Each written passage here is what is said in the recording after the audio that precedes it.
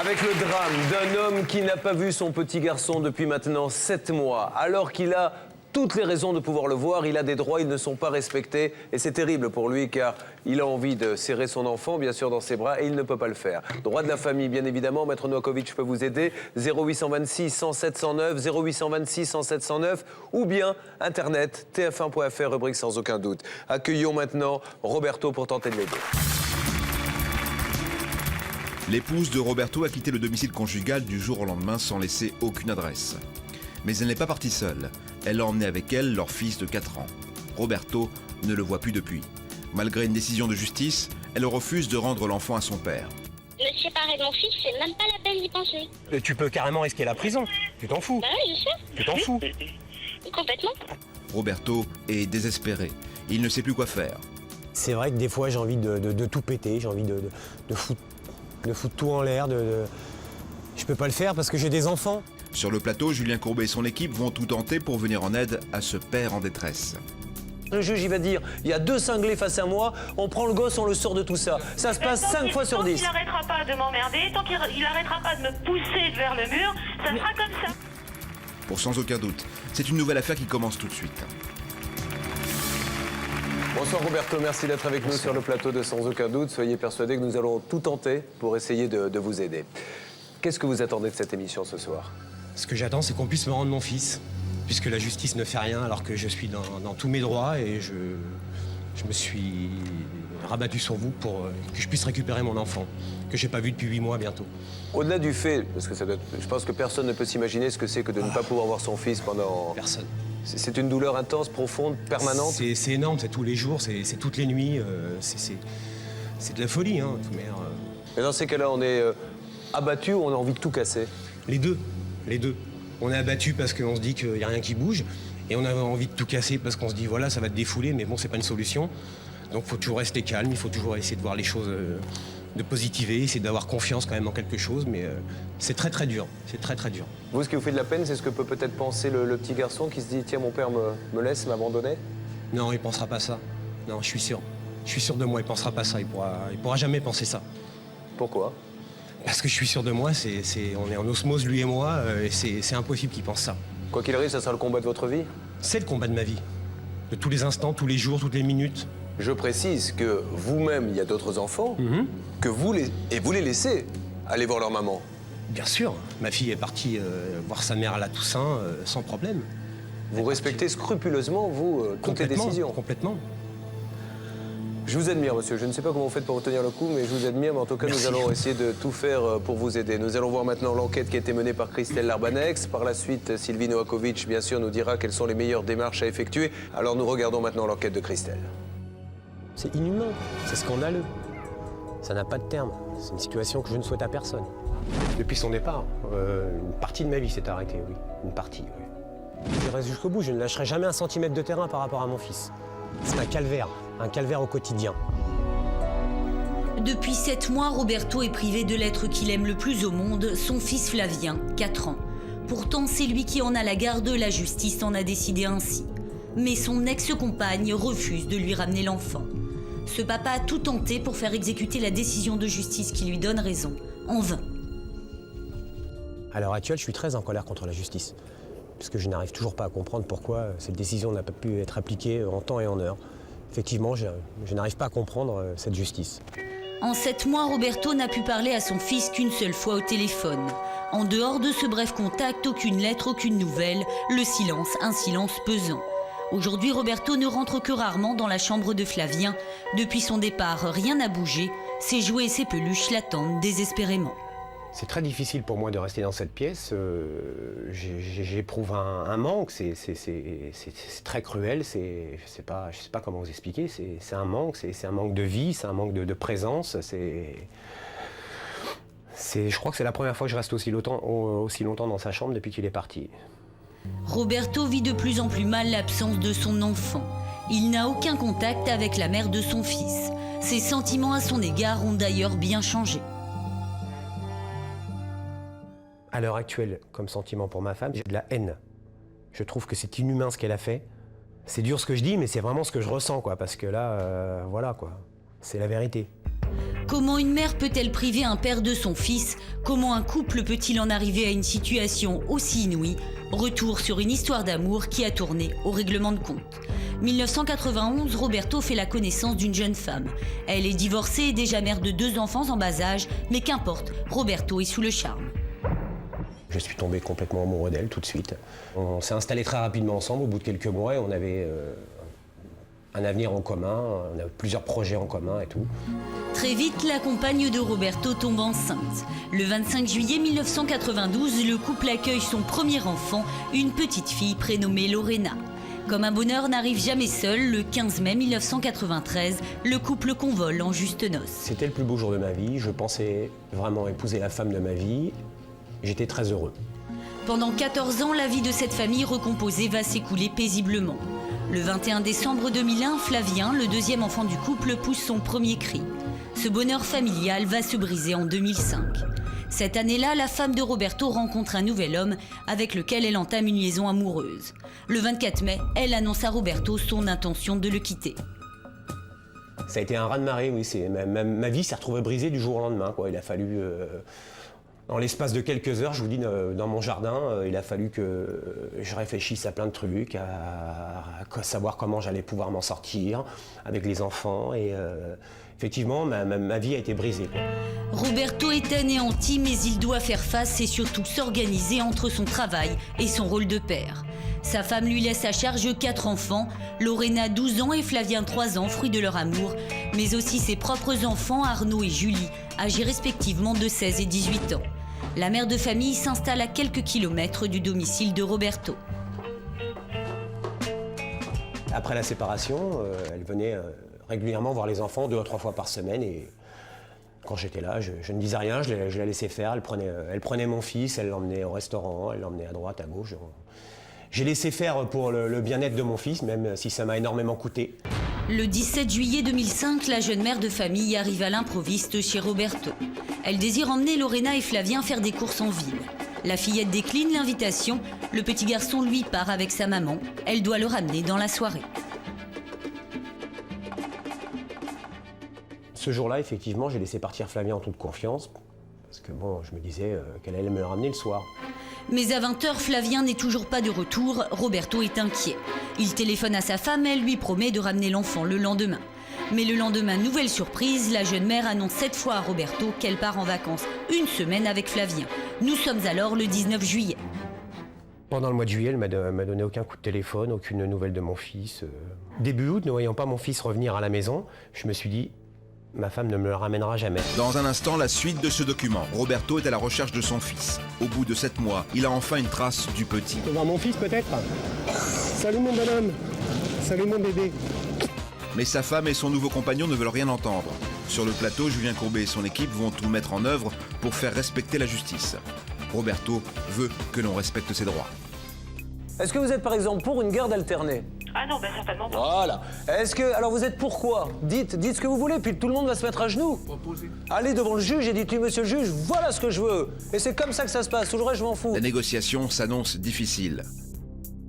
Et vous savez, encore une fois, votre bataille avec votre mari, de vous à moi, je m'en moque complètement. Parce que quand le juge, il va avoir face à lui une femme qui dit « moi la justice, je suis prête à aller dans le mur », un mari qui dit « moi j'irai jusqu'au bout pour me battre », le juge il va dire « il y a 2 cinglés face à moi, on prend le gosse, on le sort de tout ça ». La mère du petit sera-t-elle sensible à la détresse de Roberto? La réponse dans un instant sur TF1.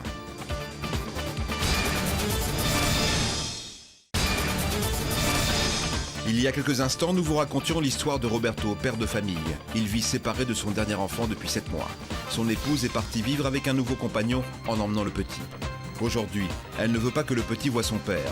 Pourtant, Roberto a obtenu le droit de garde. Voici la suite de ce document. Début août, ne voyant pas mon fils revenir à la maison, je me suis dit, ma femme ne me le ramènera jamais. Roberto porte plainte pour non-représentation d'enfants et engage une procédure en justice. À l'époque, il ne sait pas où se trouve son fils. C'est par sa fille Lorena qu'il va le découvrir. Sa femme est partie s'installer en province avec son nouveau compagnon et Flavien. En attendant que la justice rende son verdict, Roberto est contraint, la mort dans l'âme, de vivre sans son fils. Et les premières semaines suivant son départ, Le plus dur, ça a été l'absence. D'entendre sa voix, de le voir physiquement, de pouvoir le toucher. C'est ça le plus dur. Je pense que c'est vraiment le plus dur à vivre. Les jours, les semaines s'égrènent et la mère de Flavien ne donne toujours aucune nouvelle. Malgré son chagrin, Roberto croit en sa bonne étoile et l'avenir va lui donner raison. Le 23 septembre 2005, le tribunal de grande instance rend son jugement. La résidence de Lorena et de Flavien est fixée au domicile de Roberto. La mère, elle, bénéficiera de droits de visite. Le juge donne ordre à la maman de ramener Flavien chez son père. Pour Roberto, ce verdict est une délivrance. Je pensais récupérer mon fils très rapidement, c'est-à-dire dans la semaine qui suivait, que le cauchemar allait se terminer, que tout le monde allait reprendre une vie normale, une activité normale, qu'il puisse retourner dans son école où il était inscrit, qu'il puisse revivre normalement avec moi. Roberto prépare joyeusement le retour tant attendu de son fils. Le 24 septembre, c'est le grand jour, il prend sa voiture, direction le nouveau domicile de sa femme, soit un trajet de 500 km. Le jeune père pense pouvoir récupérer Flavien sans problème. Sa femme a été avertie de sa venue par acte d'huissier. Mais arrivé sur place, surprise, il n'y a personne, ni la mère, ni l'enfant. J'ai été très en colère. Je me suis trouvé au cœur d'une injustice. Parce que j'ai pas pu récupérer mon fils, alors que j'avais une décision de justice en ma faveur, des papiers officiels, et je n'ai jamais pu le récupérer, même pas le voir 5 minutes. À l'heure actuelle, Roberto n'a toujours pas pu récupérer son enfant. Le jeune père a pourtant tout tenté, lettre au procureur, au juge aux affaires familiales, en vain. Les coups de cafard sont de plus en plus fréquents. Le temps a eu raison de la patience de Roberto. Ma situation, à l'heure d'aujourd'hui, elle est insoutenable. C'est vrai que des fois, j'ai envie de tout péter, j'ai envie de foutre tout en l'air. Je peux pas le faire parce que j'ai des enfants. J'ai quand même une ligne de conduite qui m'interdit de faire ça. Mais ça m'a traversé l'esprit plus d'une fois. Las de cette situation, Roberto a décidé d'aller tenter une ultime négociation avec sa femme. C'est le voyage de la dernière chance, Roberto le sait. La tension est palpable. Là, je me sens très nerveux, très stressé, très angoissé. Plus on approche du but et plus la pression monte. J'espère pouvoir embrasser mon fils aujourd'hui. Je garde espoir. Roberto a décidé d'aller attendre sa femme à la sortie de l'école où est scolarisé Flavien. Mais soudain, surprise, ce n'est pas la femme de Roberto qui est venue chercher l'enfant, mais son nouveau compagnon, accompagné de la mère de ce dernier. Je peux voir mon fils peut-être? Salut mon bonhomme. Salut mon bébé. Bonjour madame. À l'intérieur de ce véhicule, son fils qu'il n'a pas vu depuis 8 mois, l'émotion et la colère submergent Roberto. Vous avez pas honte là? Franchement, vous avez pas honte? J'ai une décision de justice qui m'appartient, que je récupère mon gamin. Vous me laissez 8 mois sans voir mon fils, bande d'enculés? J'ai rien à vous dire. Toi, c'est à toi que je veux parler. Vous inquiétez pas madame, vous inquiétez pas. Vous inquiétez pas. Qu'est-ce qu'on fait? Attends, moi je... Non, il n'y a pas d'attente. Dis-moi ce qu'on fait. C'est mon fils, j'ai eu la garde. Je dois avoir une pension alimentaire, je dois tout avoir. Vous m'avez bien baisé, bande d'enculés. Qu'est-ce qu'on fait? Qu'est-ce qu'on fait? Où est-ce qu'elle passe par ton avocat, tu vois, avec elle. Moi là-dedans... J'ai pas un avocat, j'en ai 3. C'est bien. J'ai aucune autorité sur elle. Aucune autorité sur son Ça, je te l'avais dit. Je te l'avais dit, tu vas te faire baiser comme tout le monde. Bienvenue au club. Hein. Mais tu vas te faire gruger comme c'est pas permis, mon gars. Hein, je te le dis tout de suite. Hein. Moi, je suis obligé de péter un câble. Et encore, j'ai pas pété un câble. Tout le monde me dit, Roberto, je sais pas comment tu fais. Tout ce que je veux, c'est récupérer mon gamin maintenant. C'est point final, c'est tout. C'est le seul truc que je veux. Moi, je veux dire, on s'est vu, machin, il souhaite te voir. Moi, je pense qu'il est souhaitable que vous voyez. L'homme promet à Roberto qu'il va avertir la mère de l'enfant de cette entrevue. 4 heures plus tard, Roberto tente de la joindre par téléphone. Je suppose que tu n'as toujours pas l'intention de me rendre Flavien. Me séparer de mon fils, c'est même pas la peine d'y penser. Te séparer de ton fils? Bah oui, mais j'ai quand même une décision qui est en ma faveur. Tu peux carrément risquer la prison. Tu t'en fous. Bah oui, je sais. Tu t'en fous. Complètement. Ah, tu t'en fous royalement, ouais. Ça fait 8 mois que j'ai pas vu mon fils. Ça fait 8 mois que je l'ai pas vu. Je sais pas, mets-toi un petit peu à ma place. Inverse les rôles dans cette histoire-là. J'irai de toute façon jusqu'au bout. Je ne me séparerai jamais de mon fils. Roberto rentrera ce soir sans son fils. Mais sa détermination est inébranlable. Il ne veut pas couper Flavien de sa maman, juste pouvoir s'occuper de son fils, comme tous les pères du monde. C'est un cri d'alarme qu'il lance à la justice. Aujourd'hui, j'attends que la justice fasse un geste, qu'elle se décide enfin à agir pour que je puisse récupérer mon enfant. C'est tout ce que je veux. Tous les gens qui me côtoient le savent, c'est le seul but de ma vie à l'heure actuelle. L'enquête est signée Christelle Larbanex pour Sans aucun doute. Alors, il y a des moments où vous avez eu envie de baisser les bras, où on se dit, bon, quoi qu'il arrive, je n'y arriverai pas, c'est trop compliqué? Ça m'a traversé l'esprit, ouais. Vers Noël, ouais, je me suis dit, là, c'est bloqué, quoi. Je ferai jamais rien, quoi. Je pourrais rien faire. Mais bon, après, c'est une journée, ça. Hein. Une journée, en 8 mois, c'est une journée. Hein. Ça vous traverse la tête, mais après, c'est fini. Hein. On reprend le dessus, le combat continue, tous les jours. Il faut être entouré dans ces cas-là, sinon... Il faut être entouré, ouais. Il faut être entouré. J'ai beaucoup d'amis, des gens qui travaillent avec moi, qui m'ont soutenu, mon patron. J'ai une avocate qui est formidable aussi. J'ai pas mal de monde qui m'a soutenu. Ouais. J'ai de la famille qui m'a soutenu. Ouais. J'ai ma mère. Voilà. La séparation était très difficile. C'était un divorce très douloureux ou une séparation finalement normale? Et c'est après que les choses ont évolué? Le divorce n'a pas encore été prononcé. Là, c'est uniquement pour la garde de mon fils que je me bats. Hein. C'est tout. Le divorce n'est même pas encore commencé. Hein. Alors justement, les autres enfants, comment vivent-ils ça? Ils veulent pas avoir de contact avec leur mère, même si elle m'a dit que c'était moi qui leur ai monté la tête, ce qui est totalement faux. Et ils vivent ça relativement mal aussi. Hein. J'ai ma fille qui a 14 ans, qui est dans une période d'adolescence. C'est très compliqué. Hein. C'est très compliqué, très compliqué. Et en plus, vous éduquez, vous, les 2 enfants qu'elle a eu, elle. Ouais. Et dont vous n'êtes pas le père. Non, ouais, c'est ça. Et rien que pour ça, elle Écoutez, ouais. Mais alors pourquoi n'essaie-t-elle pas de récupérer ses propres enfants et veut-elle absolument... Parce qu'ils sont grands, ils ont 20 et 18 ans. Donc elle peut très bien dire qu'ils peuvent se débrouiller tout seuls, quoi. Ouais. Alors, Maître Novakovic, la question évidemment que se posent tous les téléspectateurs et que l'on pose malheureusement de temps en temps sur ce plateau, j'ai une décision de justice et malgré tout, je suis privé de mon fils pendant près de 8 mois. Tout à fait. On peut bien entendu délivrer une citation directe pour non-représentation d'enfant. Alors bien sûr, c'est une solution qui lui est ouverte, mais malgré tout, la difficulté du dossier, et c'est la raison pour laquelle aujourd'hui, c'est vrai que c'est un petit peu désespérant, c'est qu'elle a formé un appel devant la Cour d'appel. De toute façon, ce que je propose, c'est que nous contactions Monsieur le procureur de la République pour qu'il fasse respecter ce droit qui est vraiment en vertu d'un jugement qui a dûment été signifié. Donc il n'y a pas de raison de ne pas le faire respecter, ou tout au moins trouver une solution de médiation dans l'attente que la décision de la Cour d'appel rende sa décision. Mais de toute façon, ce qu'il faut savoir, c'est que la Cour d'appel va sanctionner l'attitude de la mère qui montre son irresponsabilité. Comment est-on sanctionné dans ces cas-là quand on ne respecte pas? Tout simplement en maintenant le droit, la résidence habituelle de l'enfant chez le père et également même en la sanctionnant par des mesures financières. Ça arrive également. Bien. Notre premier appel s'adresse évidemment à l'épouse de Roberto. Nous avons obtenu son numéro de portable, mais elle ne répond pas. Pourtant, nous devons absolument la joindre. Nous décidons donc de nous tourner vers son nouveau compagnon afin d'obtenir quelques informations sur la mère de l'enfant. Où est-ce que je peux la joindre exactement là? Bah je sais pas, j'en ai aucune idée. Hein. Bah son taf c'est à son boulot. Bah je sais pas, j'en ai aucune idée là. Aujourd'hui j'en ai aucune idée. Tu sais pas où ta nana elle bosse toi? Toi t'es un cas unique sur Terre là. Un cas unique sur Terre, pourquoi? Bah je sais pas, tu sais pas où ta meuf elle bosse toi? Ouais, tu veux pas me le dire, je préfère que tu me dises arrête de me la foutre à l'envers. Je préfère que tu me dises voilà, je veux pas te le dire, point final. Non mais moi je te dis, je sais pas où elle est, je sais pas ce qu'elle fait quoi. Ok, d'accord. Moi je te laisse, hein, je vais... Ouais bah ok, bah bon courage, merci, au revoir. Au revoir. Attends, j'hallucine. Voilà, on en est là, attends. Là je crois qu'on se moque vraiment de vous. Là. Bah oui. C'est-à-dire qu'il vit avec cette dame, il ne sait pas où elle travaille. Ah, bah, tout est normal. Tout est normal. Par contre, et mon gamin il est là-dedans, tout est normal aussi. Ouais. Après plusieurs heures, nous réussissons enfin à établir le contact avec l'épouse de Roberto. Le dialogue entre eux est difficile et stérile.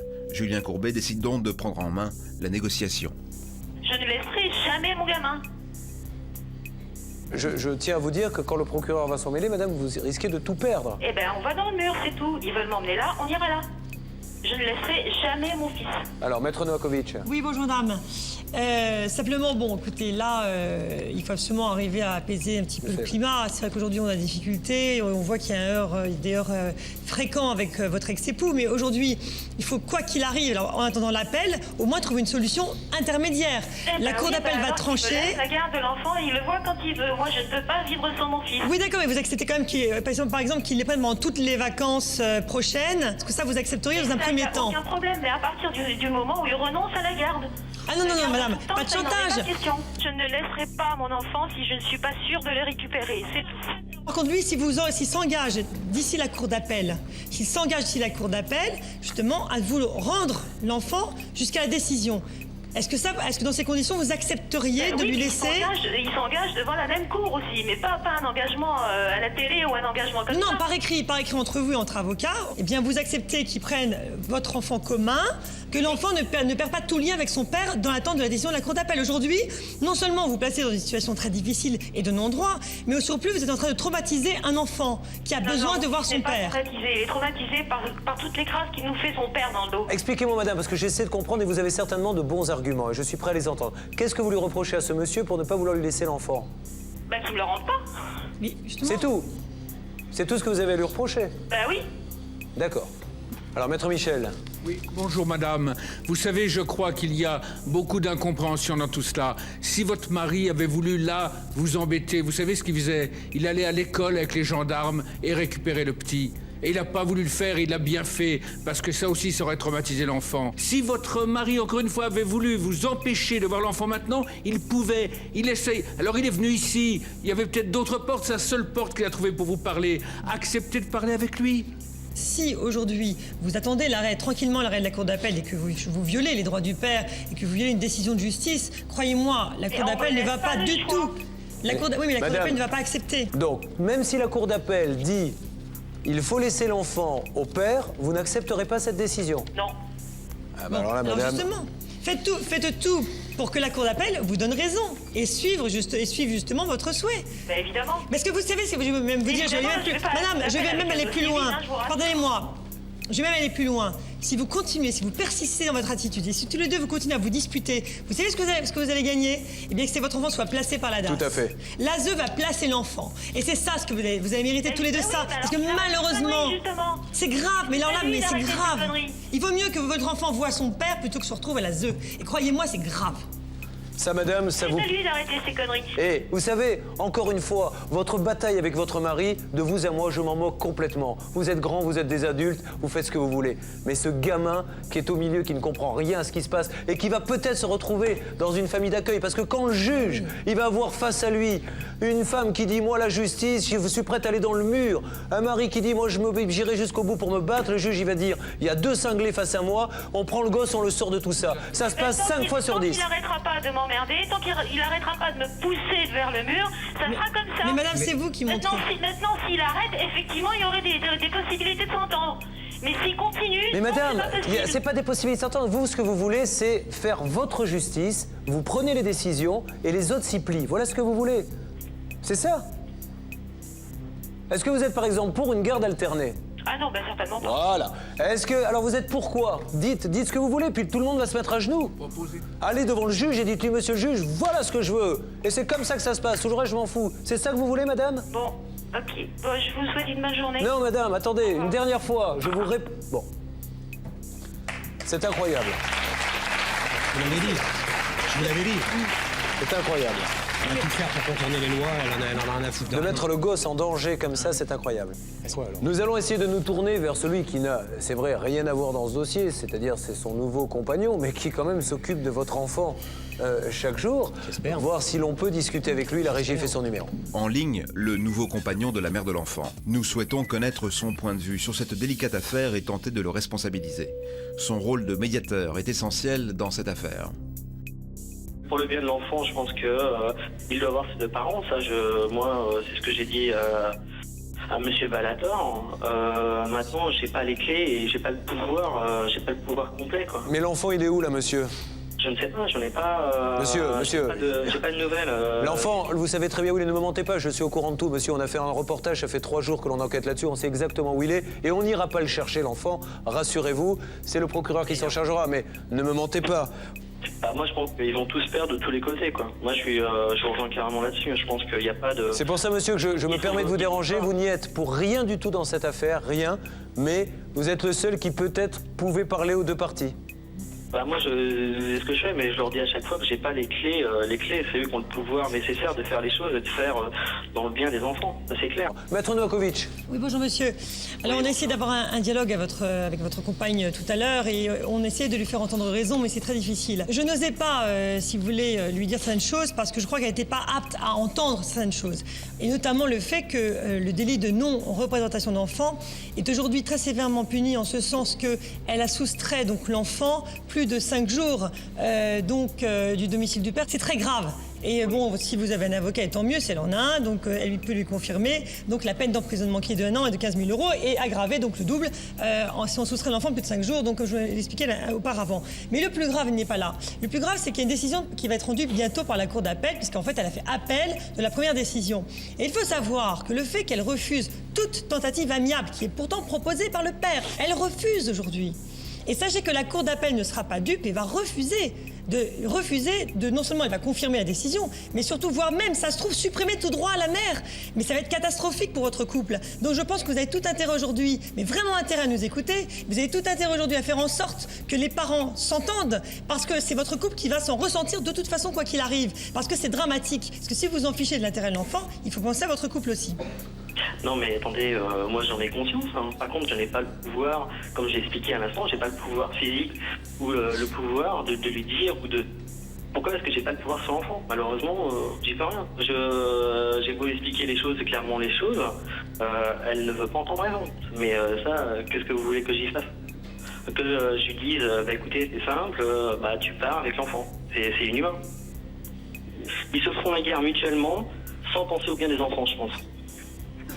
C'est ce que je pense. Maintenant, je dirais que j'ai pas les clés pour tout, quoi. Malheureusement, j'ai pas les clés pour tout. D'accord. Je vous remercie. D'accord, très bien. Merci, monsieur. Bonne soirée à vous. Au revoir.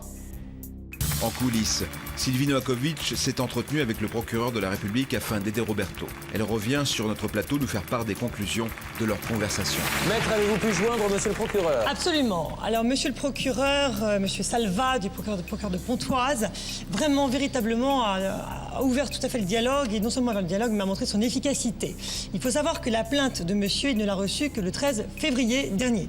Par ailleurs, il a pris tout de suite toutes les mesures qui s'imposaient. Et il m'a indiqué qu'il entendait faire en sorte de tenter une procédure amiable, de tenter de rapprocher les parties. Et qu'à défaut, il saura faire ce qu'il faut pour prendre une procédure beaucoup plus contraignante. Alors, ça veut dire que ça pourrait se passer dans combien de temps? Ah ben, il va agir, il est en train d'agir d'ailleurs, il agit actuellement.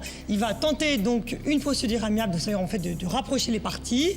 Ils vont certainement être, la mère va être convoquée ou a peut-être déjà été contactée.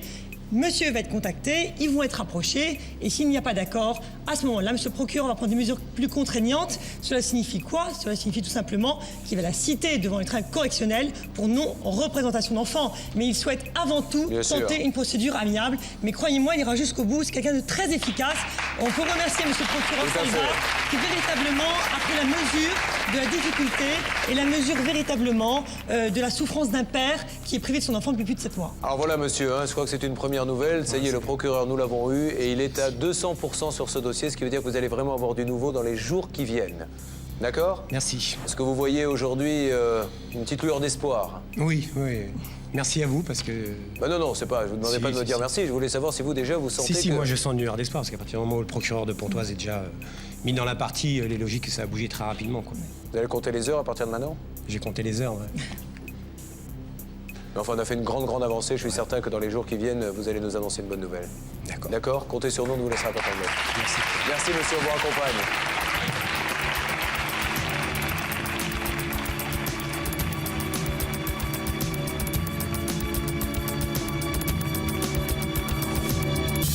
Une émission qui m'a grandement aidé. Je tiens d'ailleurs encore à remercier tout le monde pour l'accueil, pour tout ce qui a été fait pour moi. Et c'est sûr que ça m'a soutenu énormément.